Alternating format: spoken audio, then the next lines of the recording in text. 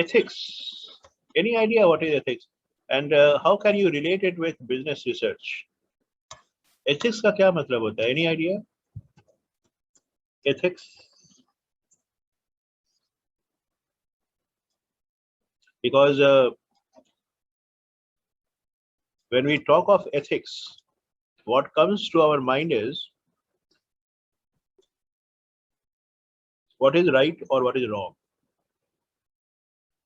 as per the society's standard. Society के हिसाब से क्या सही है और क्या गलत है, एथिक्स इसी का एक एनालिसिस होता है.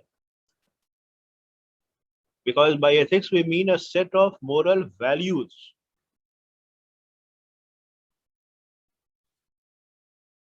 that set the standards against which the right way of social life is comprehended.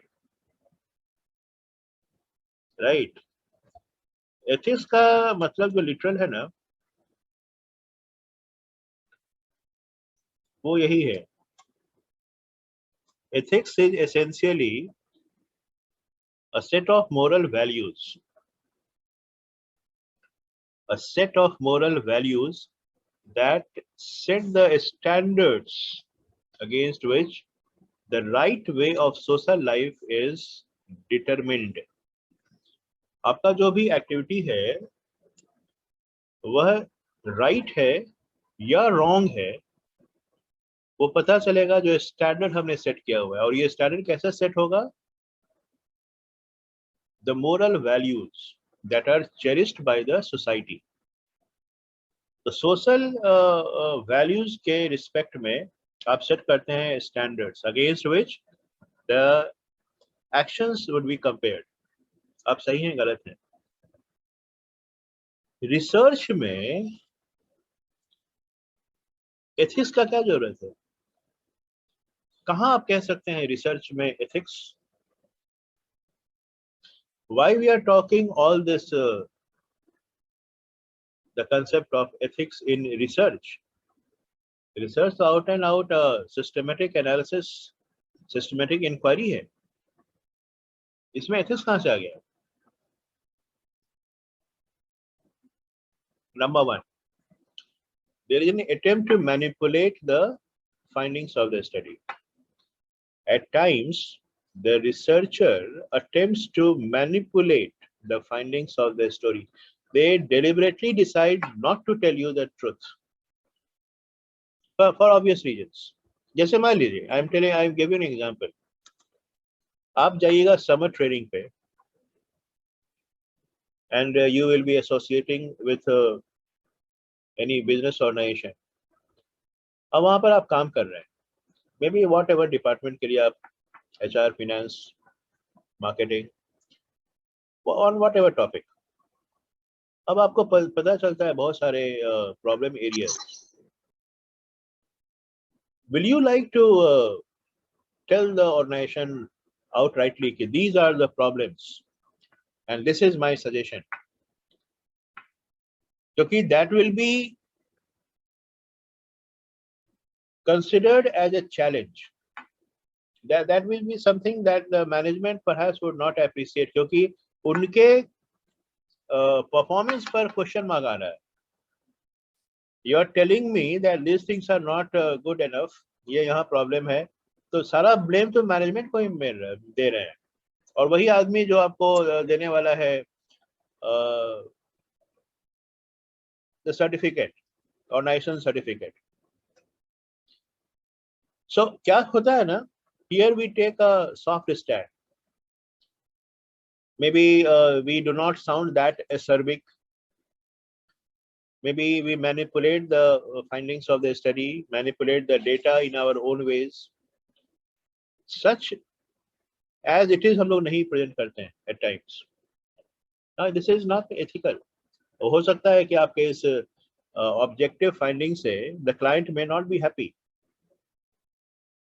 तो क्लाइंट सेटिस्फैक्शन के लिए जैसा वो सुनना चाहता है आप उस तरह से मैनिपुलेशन करते हैं, but you are failing in your duty. That is obvious. अगर ऐसा मैनिपुलेशन हो रहा है, ऑब्वियसली जो रिसर्चर है they are failing in their duty. मतलब this is highly unethical, right? Second, जब आप डेटा को मैनिपुलेट करते हैं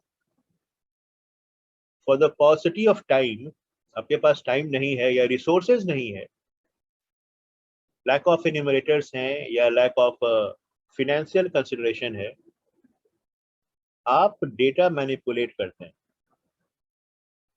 डेटा मैनिपुलेट करते हैं कैसे? सर्वे किया भी नहीं, we did not ask any questions, अपने प्रिजम्पशंस पर हमने टेबल बना लिया है।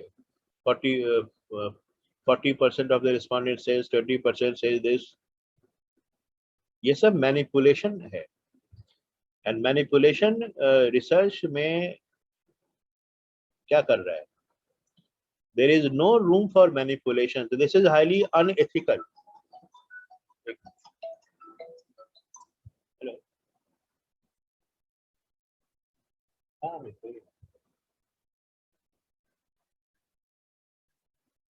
अभी तो क्लास है 12 बजे, शाम में आओगे? तो शाम में भाई 6 बजे के बाद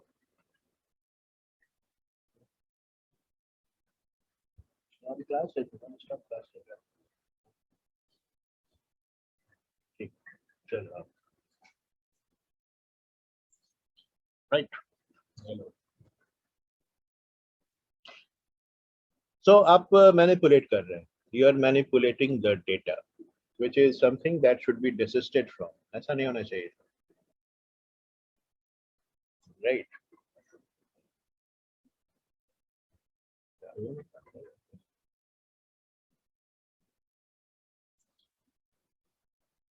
तो आप घर बैठे बैठे मैनिपुलेट कर रहे हैं 20%, 30%, 40%, तो ये रिसर्च क्या हुआ? तो फेक हो गया, एवरीथिंग इज फेक।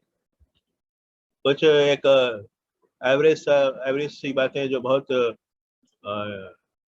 सुनने में सही लगे, एवरेज लगे, जिसपे कोई ऑब्जेक्शन नहीं हो, आपने वैसा रिपोर्ट तैयार करके प्रेजेंट कर दिया, that is highly unethical, manipulation of data. तीसरा होता है जब आप ऑब्जर्वेशन करते हैं। Remember, observation is one of the technique for collecting data. Data collect करने का एक टेक्निक है ऑब्जर्वेशन। और ऑब्जर्वेशन में क्या होता है? What do we do? Anybody? Do we ask questions in observation? No. In observation, we simply watch the behavior. Watching the behavior, अब इसके अलग अलग डायमेंशंस होते हैं। अगर आप एक तो होता है कि आप मुझे देख रहे हैं, क्या हम आपके बिहेवियर को वॉच कर रहे हैं, you are aware that your behaviour is being observed face to face. जैसे मान लीजिए आप इंटरव्यू दे रहे हैं, तो जब आप इंटरव्यू दे रहे हैं तो anybody could watch your behaviour. कुछ गिर गया तो आपने उठाया, या व्हाटएवर, आपका पूरा बॉडी लैंग्वेज को रीड कर रहे हैं लोग, तो आप अवेयर हैं। लेकिन कुछ ऐसे बिहेवियर भी हो सकते हैं जो ओवर्ट एंड कोवर्ट। ओवर्ट मतलब open, anybody could watch. Covert behaviour जो होता है वो हिडन होता है, प्राइवेट होता है। हिडन, हम आपके प्राइवेट बिहेवियर को ऑब्जर्व करने की कोशिश कर रहे हैं। Now that is something unethical. आप किसी के प्राइवेट डोमेन में कैसे एंटर कर सकते हैं? और आप अगर उनको बता देंगे तो दे बिकम कॉन्शियस। देखो क्या क्या प्रॉब्लम आ रहा है। If you tell them that your behavior will be watched, these people will become conscious. So उनका बिहेवियर नेचुरल नहीं होगा, राइट? बिहेवियर जैसा वो पोर्ट्रे करते हैं वैसा बिहेवियर होगा नहीं, because they have become conscious. और अगर बिना बताए बिहेवियर ऑब्जर्व करें, अब किसी के घर में हम लोग माइक्रो कैमरा प्लांट कर दें उसके एब्सेंस में जाकर, क्योंकि मुझे उसका बिहेवियर वॉच करना है, do you think it is ethical? whatever the reasons might be. और इस तरह से बहुत सारे प्रॉब्लम भी सॉल्व होते हैं. Maybe you might have come across detectives, या जो होता है even journalist do it, they use hidden cameras. आपका आपसे जो हम बात कर रहे हैं, maybe that is being recorded through a very camera in my pen.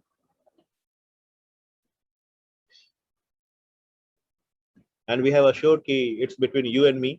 हम लोग जो बातें करें तीसरे को नहीं जाएगा. और नेक्स्ट डे यही आपका पूरा का पूरा interview along with the evidence हम लोग पब्लिश कर देते हैं. It is highly unethical. तो यहाँ सर बहुत सारा बाइंडिंग है, बहुत सारा बाइंडेशंस है जो कि रिसर्च के लिए प्रॉब्लम क्रिएट करने वाला है. क्योंकि how can you observe somebody without his or her consent, and the moment the person is aware that his or her behavior is going to be watched, the person will not be natural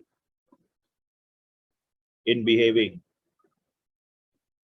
लेकिन अगर आप नहीं बताते हैं तो ये it's होता है ना, ऑप्शन चॉइस, करे कि नहीं करे. ऑप्शन चॉइस तो होता है कि जब कोई ऑप्शन ही नहीं होता है. ये है whether to do it or not to do it. लेकिन वही है, जब ऑब्जेक्टिव्स बहुत ही इम्पोर्टेंट हो as compare to the individual, तो वह सारे बिहेवियर भी करने की इजाजत होती है.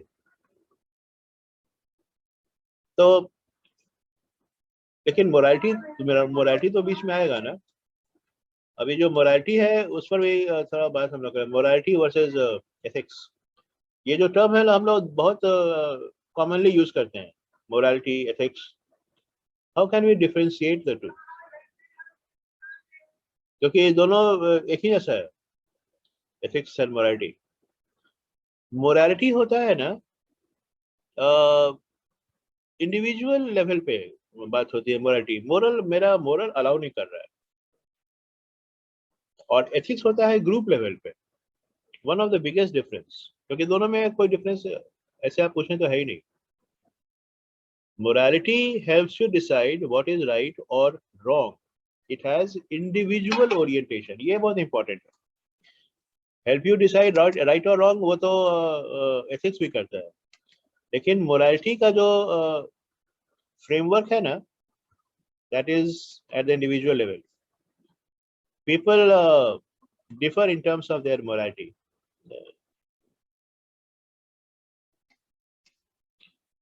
So morality has got individual orientation. ये important है. और ethics has got a social in orientation. So what the group thinks about it. जैसे morality में कहते हैं my conscience does not allow. हो सकता है आपके जो friend है उनका conscience allow करता होगा. What's wrong in it? So morality wise you people are different, right? So ethics has got a social orientation, which means collective morality, which is thereby shared by the norms and values that are cherished by the members of society. Collective morality is ethics. नहीं, सभी लोगों का morality का आप aggregate कर लें, collectivity, तो that is ethics. ठीक है. So therefore we should be very concerned about ethics in research. क्योंकि बहुत सारा मैनिपुलेशन की गुंजाइश होती है. देखते हैं इवन जो ऑडिटर्स होते हैं they could manipulate. And professionals, जैसे research personals are professionals, they could manipulate the data in such a manner that it suits to the interest of the client. आप तो किसी क्लाइंट के लिए काम कर रहे हैं ना. You on your own cannot make decisions. Research personal को इतना राइट नहीं होता है कि they can make decisions. They at most can hand over the information to the decision maker so that they could make effective decisions. हमेशा याद रखिएगा, आपको डिसीजन लेने का राइट नहीं है. You at most could recommend. आपकी कहानी वही खत्म. On the basis of the findings of the research study, you at most could make recommendations. That's it. Whether the authority concerned makes could follow your recommendations or not, it is their discretion. आप कुछ नहीं कर सकते हैं उसमें. ये मैंने आपसे सजेस्ट किया था, आपने क्यों नहीं माना, ये what you don't have any right to ask questions. आपको क्वेश्चन पूछने का भी राइट नहीं है. आपकी अथॉरिटी बस वहीं तक है जहां तक कि आपने अपने इंफॉर्मेशन जो डेवलप किया है उसको एक प्रॉपर फॉर्मेट में सबमिट कर दिया in the form of a report. जब आपने रिपोर्ट सबमिट कर दिया, खत्म, your job is done. So you can not ले ब्लेम. ठीक है, इसीलिए याद है ना, staff authority, line authority. The research is a staff authority. It can only submit the information which are required for making effective decisions. इनका domain बस इतना ही तक है. So people will be very concerned about the ethics part, because अगर आप हमेशा ethics को adhere करें, perhaps you will not be able to get to the facts. बहुत बार आपको अनएथिकल तरीके से फैक्ट्स एक्सट्रैक्ट करना होता है. Espionage in the interest of the country होता है, लेकिन अनएथिकल है. यहाँ सब कुछ ब्लैक एंड व्हाइट में नहीं है. बहुत सारा जो एरिया है ना लाइफ का, वो ग्रे है. आप कब सही कब गलत करेंगे, आप खुद ही डिलेमा में रहेंगे, आपको पता ही नहीं चलेगा. राइट. तो ऐसे से बहुत सारे सिचुएशन हो सकते हैं ना, where either of the two sides appear very convincing. नहीं. So this is something that we cannot overlook. By and large, research should be out and out an ethical process. देखते हैं, जब आप क्वेश्चनर बनाते हैं उस समय भी आप एक एड्रेस करते हैं रिस्पोंडेंट्स को, डियर रिस्पोंडेंट्स. यूं ही क्वेश्चनर बनाकर सीधा नेम एड्रेस लिख कर उसको उसके सामने फेंक दिया, ऐसा नहीं होता है. You take the respondent into confidence as to for what purpose they are required to submit their response in the questionnaire. कैसे ड्राफ्ट करते हैं उसके स्टेटमेंट को, जो राइटअप होता है. Dear respondents, we are conducting a survey on whatever topic. Your cooperation is highly solicited in order to arrive at the facts, and let me assure you that your response will be kept confidential and it will be used for the research purpose only. Your identity will be anonymous. हम ये नहीं कहेंगे कि mister x ने कहा, आपको coat नहीं करेंगे. हम अगर कोट करेंगे तो आपका पहले अप्रूवल लेंगे कि सर हम आपको कोट कर सकते हैं क्या. चाहे वो जैसे जब आप इंटरव्यू कंडक्ट करते हैं ना, तो परमिशन लेना होता है आपको कि can I quote you sir या ma'am, whatever, mister XYZ of ABC company has said that. बहुत बार उन्हें ऑब्जेक्शन होता है, नहीं नहीं नहीं, प्लीज डोंट कोट मी. तो आप लिखते हैं from a reliable source we come to know that whatever. तो उनके आइडेंटिटी को कंसील करते हैं.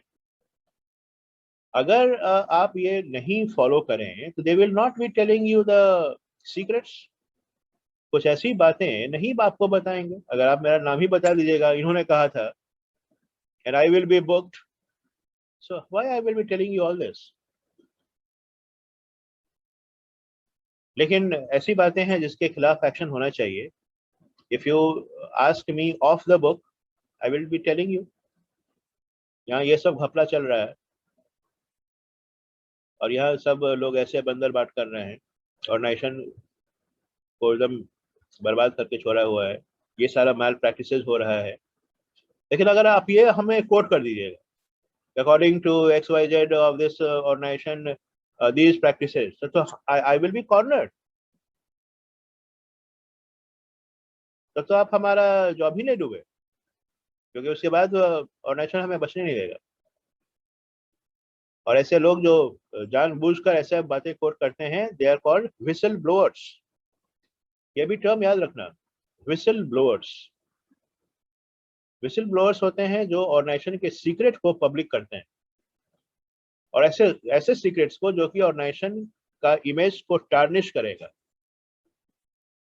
Some unlawful activities have been carried out and it was brought to your notice, and you are telling all this to the public.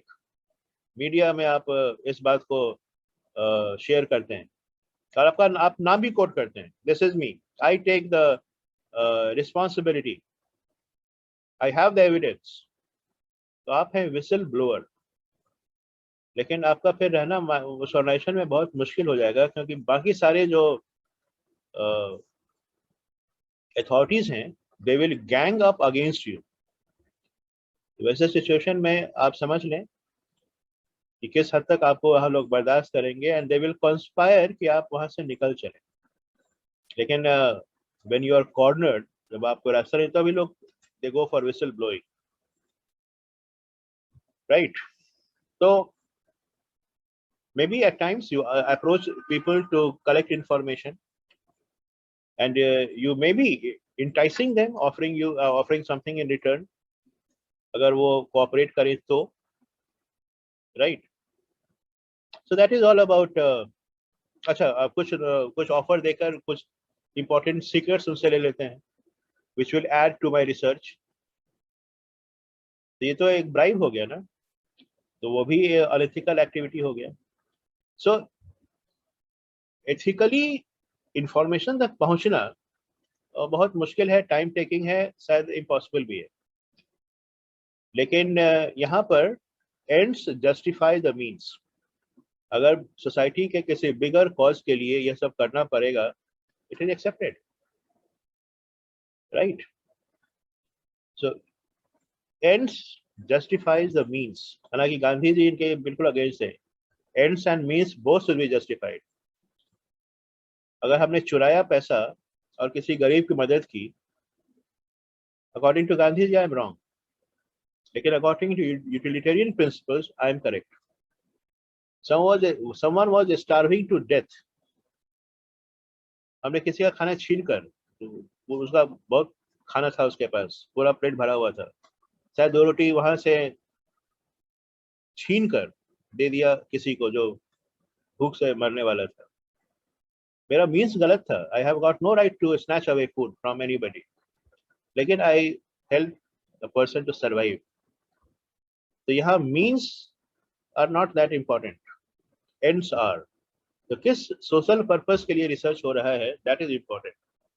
And to large extent we can justify even if the means are not out and out ethical. ठीक है.